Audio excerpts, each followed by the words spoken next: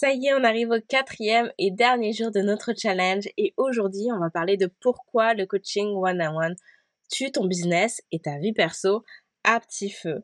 Et je veux te rappeler que si tu as aimé ce challenge et que tu as envie d'en savoir plus, et ben c'est possible d'en savoir plus parce que il y a un 5e jour qui est sur invitation seulement, au cours duquel je t'ai préparé un training privé de malade sur comment vendre un coaching de groupe à prix premium. Et pour pouvoir accéder à cette vidéo, tout ce que tu as à faire, c'est d'envoyer ta candidature pour recevoir ton invitation. Le lien est dans la description de cette vidéo.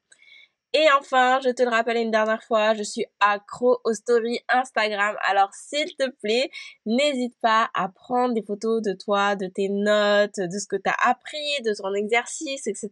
et à partager ça en story, tag-moi, ça me fera super plaisir de te repartager. Et aujourd'hui, on en arrive avec pourquoi le coaching one-on-one tue ton business à petit feu. Et je sais que lorsqu'on a l'habitude de travailler d'une façon, c'est difficile d'en changer. Et lorsque je dis à mes clientes qui sont débordées et parfois même fatiguées de faire du coaching one-on-one qu'il est temps de réduire, voire d'arrêter et de passer à du coaching de groupe, elles me regardent avec des yeux comme ça. Et aussitôt après, elles commencent leur phrase par mais Anne-Lise, Anne-Lise, je peux pas parce que je leur offre une approche qui est personnalisée et chaque personne a une situation qui est différente. Ce à quoi je leur réponds, vraiment. T'es en train de me dire qu'il y a aucune similitude, il y a aucun sujet qui se recoupe, outils ou conseils que tu leur donnes à chacun de tes clients qui sont identiques. Je te crois pas. Et je peux pas y croire pour la bonne et simple raison que tes clients, ils t'ont engagé parce qu'ils ont un problème.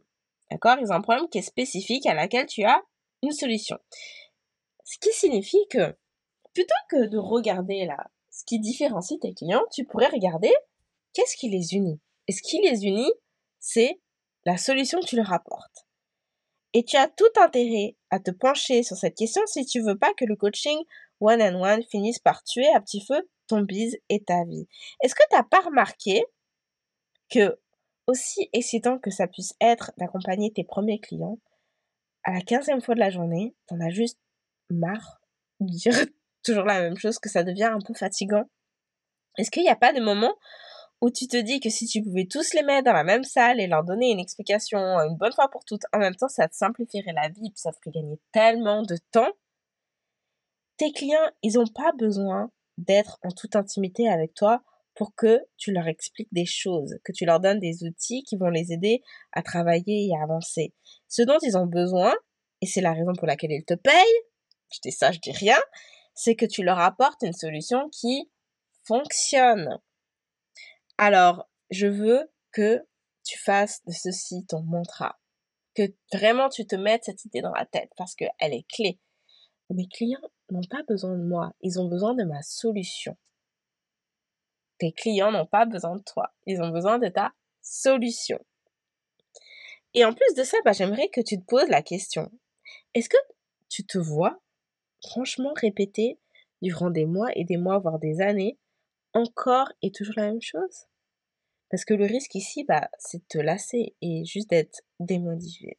Donc, la raison pour laquelle le coaching one-on-one, il tue à petit feu ton business comme ta vie perso, l'air de rien, c'est simple en fait. C'est parce que, 1, tu dois prendre plus de clients pour gagner plus.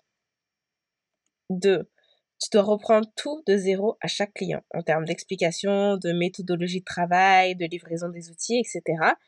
Et 3, parce que tu passes ton temps en rendez-vous, donc tu as moins de temps. Et comment après 4 ou 5 heures de rendez-vous, tu peux encore avoir la force et l'énergie d'écrire des posts Instagram, de faire des lives, de travailler ton branding personnel, de créer une formation en ligne et plus largement, avoir du temps libre? Comment tu fais? C'est juste impossible! Donc c'est moins de temps pour toi, c'est moins de temps pour ton entreprise. Alors qu'est-ce que tu peux faire à ça? La solution est simple. C'est de créer un accompagnement de groupe.